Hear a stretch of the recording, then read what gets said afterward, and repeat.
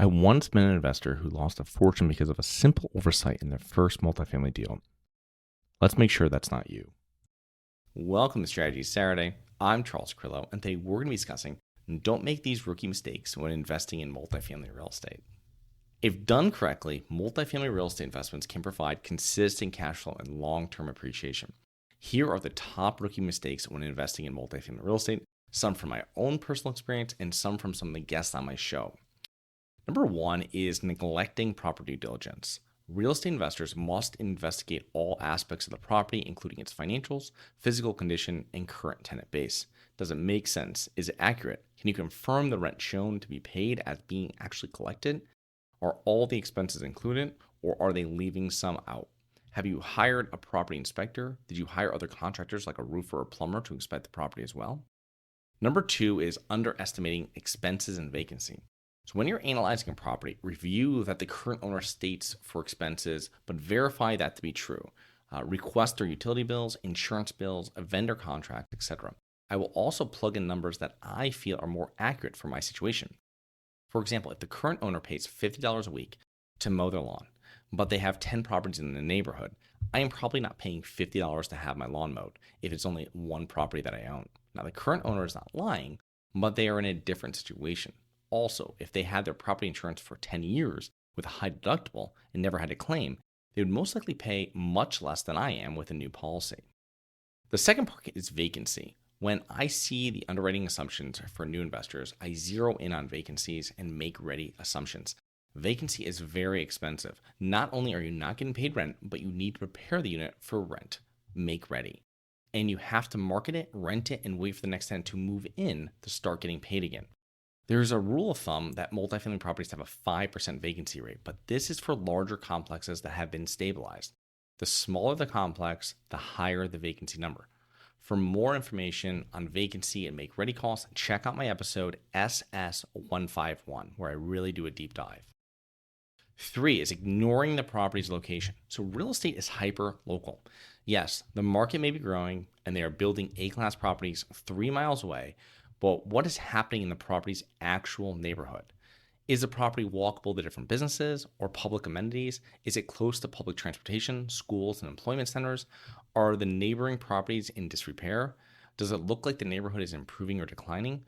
Drive by it at 10 p.m. and see if your opinion changes. 4, insufficient cash reserves. If you purchase a property and work is required, you need this money in reserve before you purchase it, along with several months of property expenses. Don't be delusional investor who believes they can make major repairs from cash flow. Maybe you can save for a new roof that's required in 10 years from cash flow, but don't hope that a leaking water heater and a furnace that's on the brink of failure will be paid for by cash flow that you're getting in the first 1 or 3 months. Those items need to be replaced immediately after you purchase the property. 5 is betting on appreciation. When I purchase properties, I strategically choose markets, areas, and properties that are likely to appreciate in value. However, I do not try to predict the future or make unfounded assumptions about something completely out of my control, and I suggest you don't either. When I talk about forced appreciation, that involves us doing repairs to a property, increasing rents, increasing the net operating income, and thus increasing the value. It is completely different from an investor who just purchases and prays. 6 is over-leveraging. In good market conditions, it is easy to fall in the trap of over-leveraging. Lenders want to lend you as much money as their credit committees will approve, so make sure to fully understand the loan terms and your monthly payment amount, including whether or when your loan interest rate will adjust. Over-leveraging looks great when your tenants are paying and rents are increasing, but when the market slows down, rent is paid late, and major repairs need to be performed, this is where over-leveraging can sink you. In stagnant and down markets, lenders will be more conservative, which will help you avoid getting into too much trouble. It is funny, though, the safest loans are made at the bottom of the market, but that is when most lenders are usually the most conservative. 7, ignoring thorough tenant screening. Now, tenant screening is a major requirement for being a successful multifamily investor.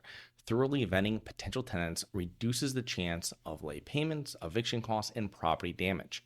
Always conduct in-depth background and credit checks. Verify the tenant's employment and income while confirming that they are who they say they are.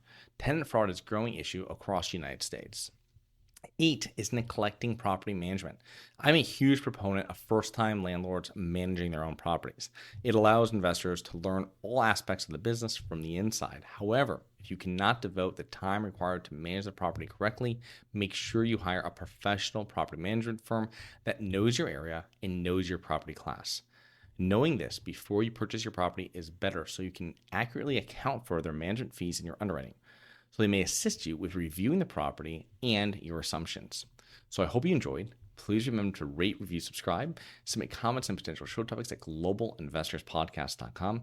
If you're interested in actively investing in real estate, please check out our courses and mentoring programs at syndicationsuperstars.com. That is syndicationsuperstars.com. Look forward to 2 more episodes next week. See you then. Have you always wanted to invest in real estate but didn't have the time, didn't know where to find the deals, couldn't get the funding, and didn't want tenants calling you? Since 2006, I've been buying income-producing properties in great locations that provide us with consistent passive income while we wait for appreciation in the future and take advantage of tax laws while we're waiting. And unlike your financial advisor, we invest alongside our investors in every property we purchase. Check out investwithharborside.com. If you like the idea of investing in real estate, if you like the idea of passive income, partner with us at investwithharborside.com. That's investwithharborside.com. Nothing in this episode should be considered specific, personal, or professional advice. Any investment opportunities mentioned on this podcast are limited to accredited investors. Any investments will only be made with proper disclosure, subscription documentation, and are subject to all applicable laws. Please consult an appropriate tax, legal, real estate, financial, or business professional for individualized advice. Opinions of guests are their own. Information is not guaranteed. All investment strategies have the potential for profit or loss. The host is operating on behalf of Syndication Superstars, LLC exclusively.